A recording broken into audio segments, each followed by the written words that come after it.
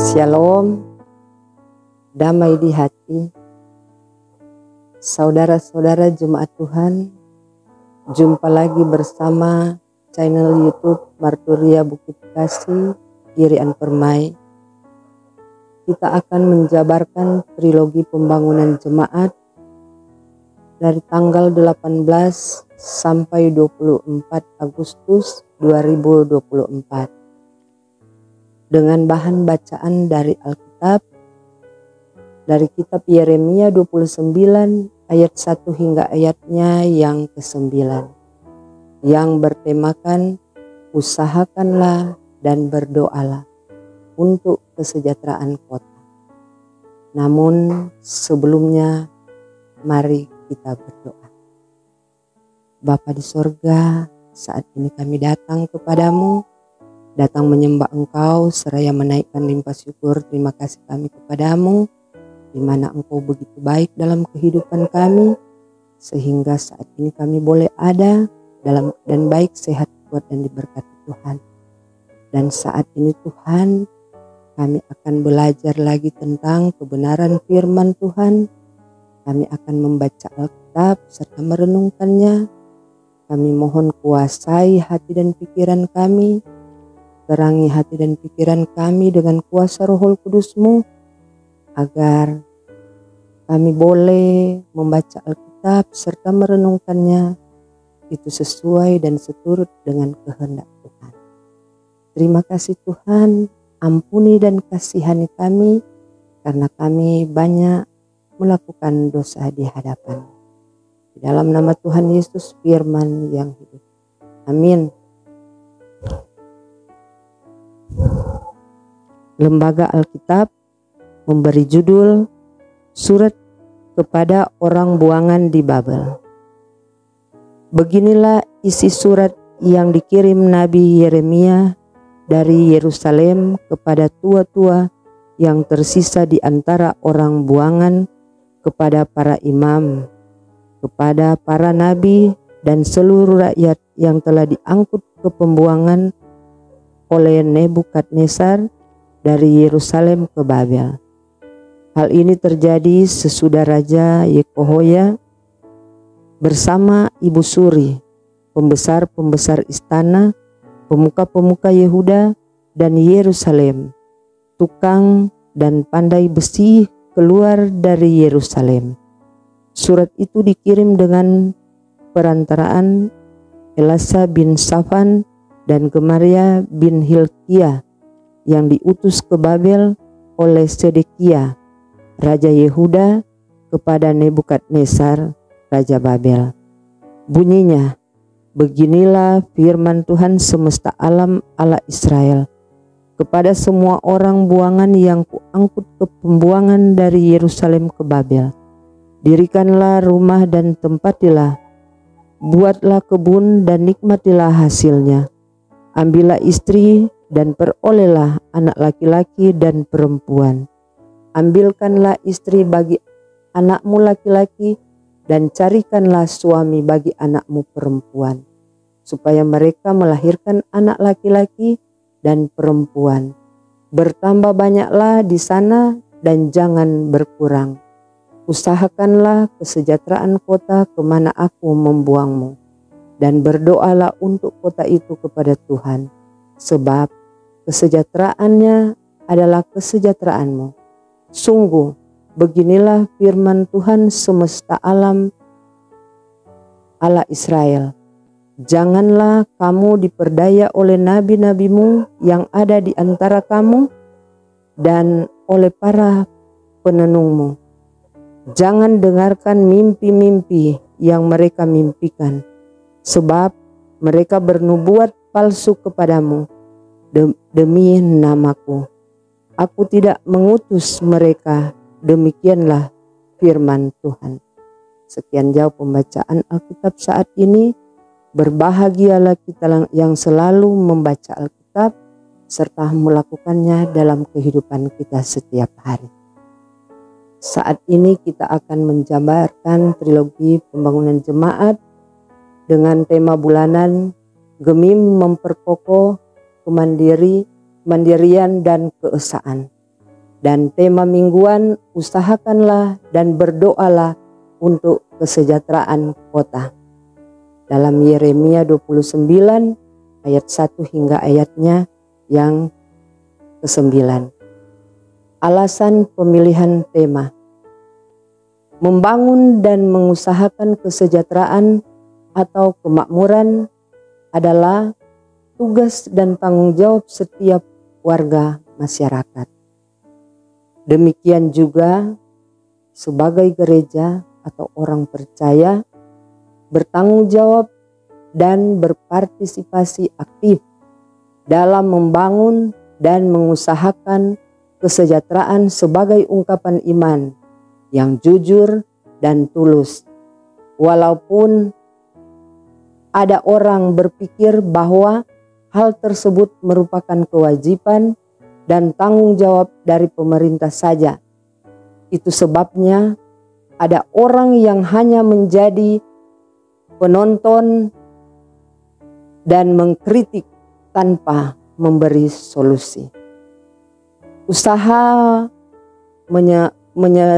mensejahterakan daerah di mana kita tinggal harus berbarengan dengan membangun iman kehidupan orang percaya melalui berdoa dan mengerjakan apa yang kita doakan. Doa adalah kekuatan gereja sebagai wujud membangun relasi dengan Tuhan Allah. Dalam kenyataan ada orang berpikir bahwa berdoa hanya tugas dari pelayan khusus.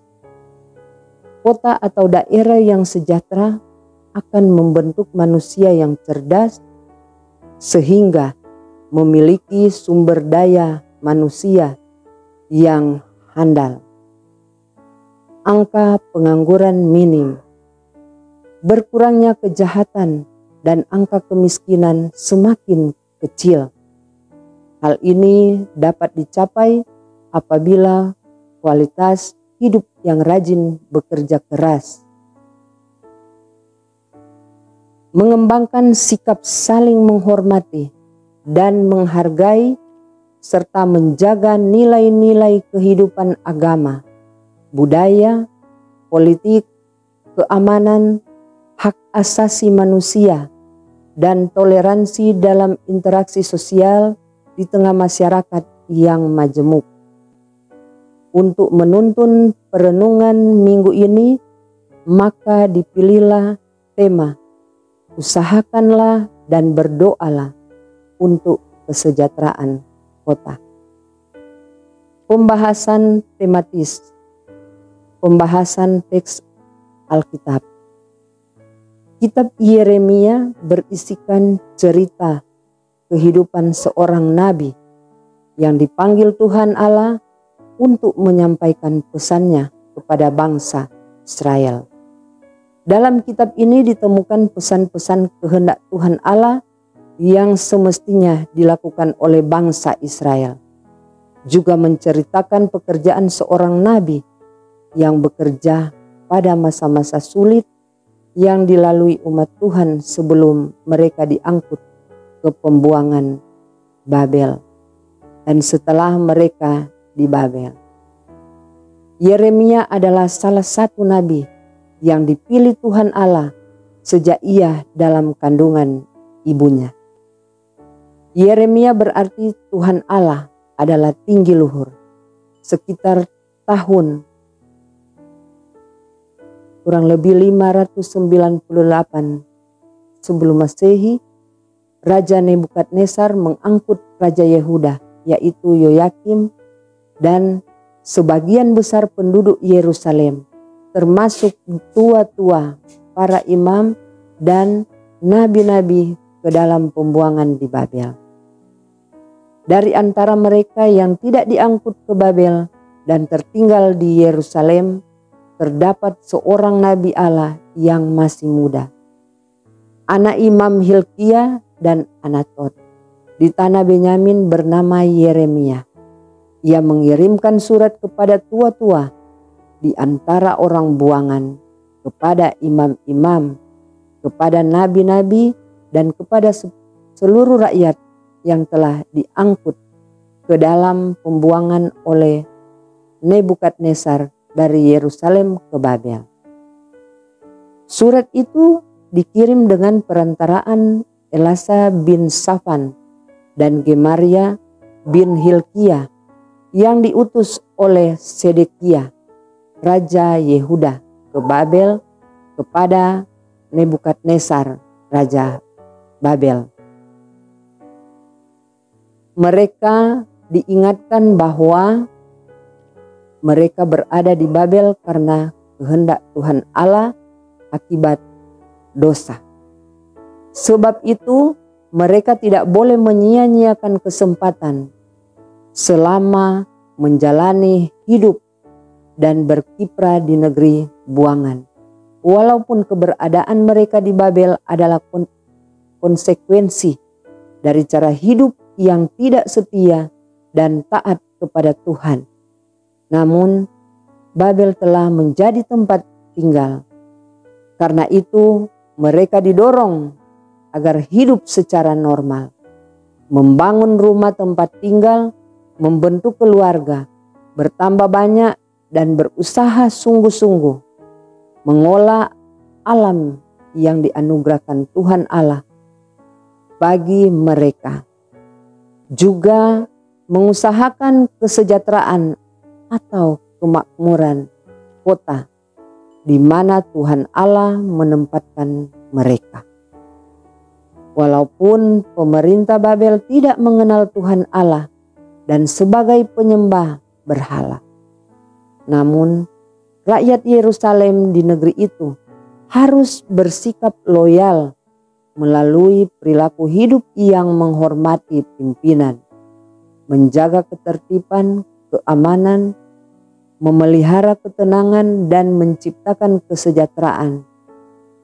Dalam ayat 4 hingga ayatnya yang ke-6, bahkan mereka harus mengusahakan kesejahteraan dan mendoakan kota tempat di mana mereka berpijak atau menjalani hidup sehari-hari.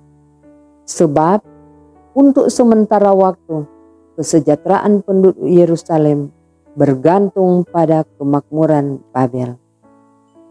Kata usahakanlah ini dari kata daras, memakai bentuk fiel.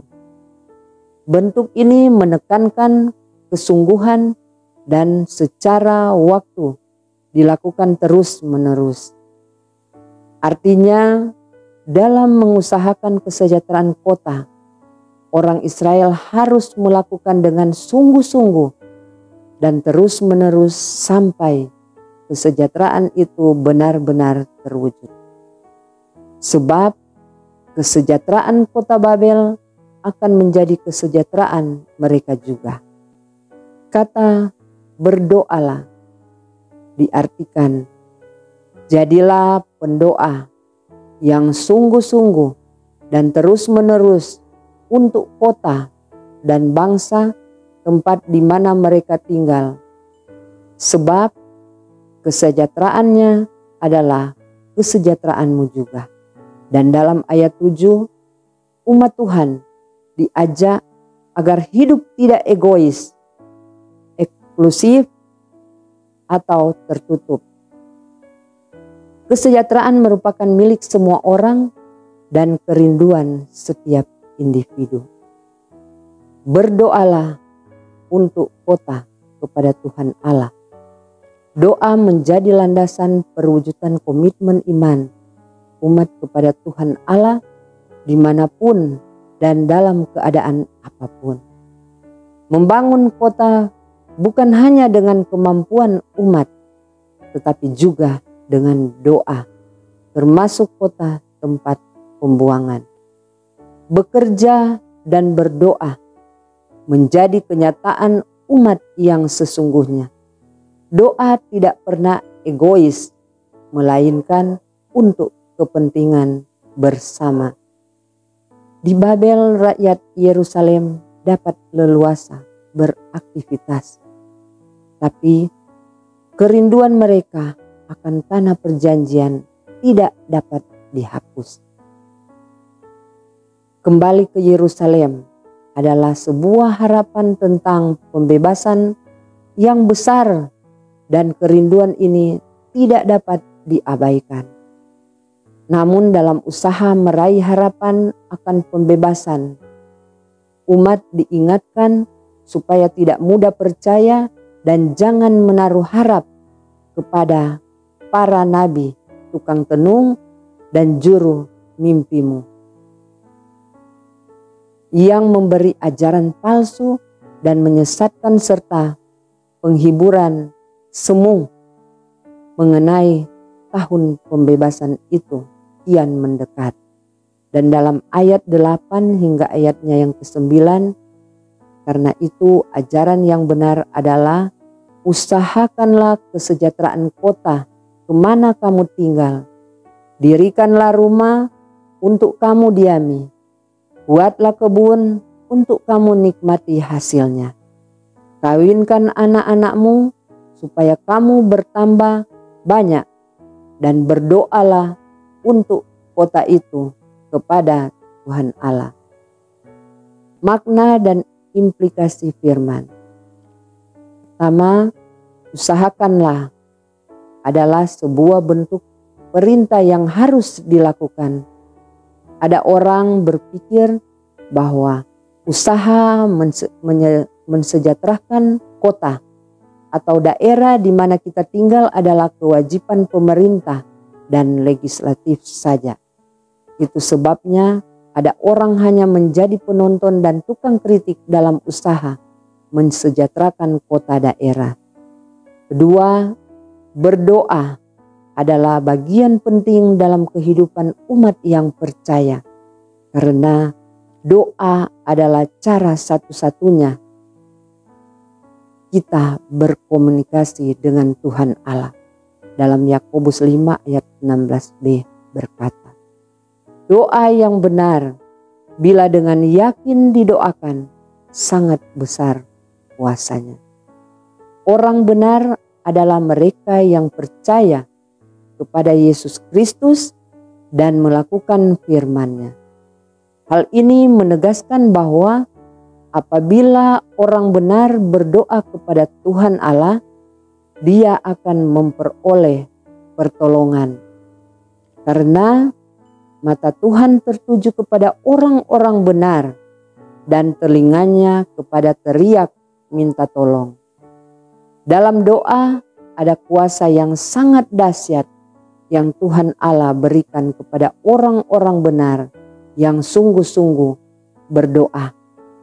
Ketiga, kehidupan sejahtera merupakan harapan semua orang. Sejahtera adalah suatu keadaan yang menggambarkan adanya hidup yang aman, damai, makmur, dan tentram. Jadi, usaha mensejahterakan kota bukan hanya tanggung jawab pihak tertentu saja, melainkan menjadi tanggung jawab kita bersama dengan segenap elemen bangsa, termasuk warga gereja dalam panggilan iman untuk menghadirkan tanda-tanda kerajaan Allah dalam bentuk ketentraman, kemakmuran, kedamaian, dan rasa aman. Keempat, umat Tuhan adalah mereka yang terus-menerus membangun kesetiaan kepadanya melalui kerja, pelayanan, dan dalam panggilan membangun kesejahteraan bersama. Tanggung jawabnya adalah untuk kesejahteraan bersama. Itu berarti keselamatan bersama. Yang satu sakit, yang lain juga merasakan. Yang satu menderita, yang lain juga turut merasakan penderitaan.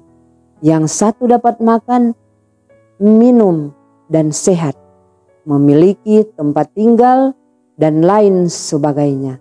Yang lain juga demikian. Mari kita berdoa.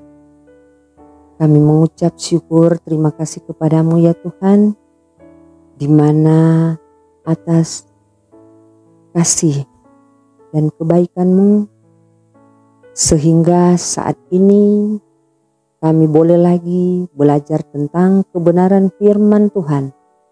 Dan lewat firman Tuhan saat ini, kami semua boleh terberkati. Terima kasih Tuhan.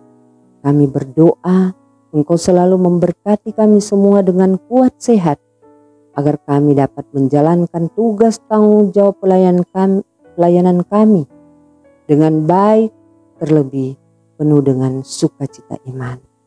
Terima kasih Tuhan, tuntun selalu kami. Engkau selalu menyertai kehidupan kami dalam kami menjalankan tugas tanggung jawab pelayanan kami. Terima kasih Tuhan, inilah doa kami. Kami bawa hanya di dalam nama Tuhan Yesus. Kami sudah berdoa dan mengucap syukur kepadamu. Amin.